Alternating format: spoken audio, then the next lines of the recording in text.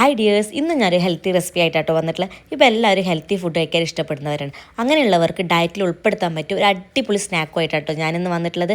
Makhana, lotus seed അല്ലെങ്കിൽ Fox seed എന്നൊക്കെ അറിയപ്പെടുന്ന നമ്മുടെ താമരയുടെ വിത്താണ് കേട്ടോ.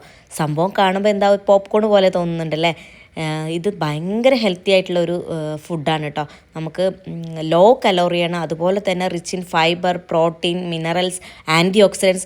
ഡയബറ്റീസ് പേഷ്യൻസിന് ബ്ലഡ് ഷുഗർ കൺട്രോൾ ചെയ്യാൻ വരെ ഇത് ഭയങ്കര ഹെൽപ്ഫുള്ളാണ് കേട്ടോ. അപ്പോൾ നമുക്ക് അതുകൊണ്ടൊരു റെസിപ്പി ആയാലോ.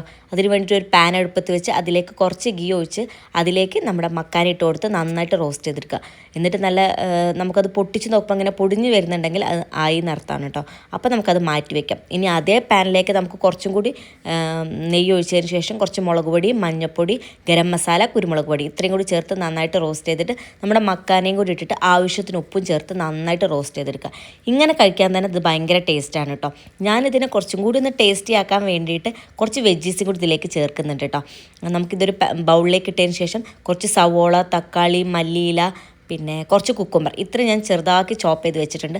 അതും കൂടി ഇതിലേക്ക് ചേർത്ത് കുറച്ച് കുരുമുളക് പൊടിയും ഇനി ചാറ്റ് മസാല ഉണ്ടെങ്കിൽ അതും കൂടി ചേർത്ത് കഴിഞ്ഞാൽ അതൊരു അടിപൊളി ചാറ്റായി കഴിഞ്ഞു കേട്ടോ. ഇതൊന്ന് കഴിച്ച് നോക്കൂട്ടോ. സംഭവം നല്ല അടിപൊളി ടേസ്റ്റാണ്.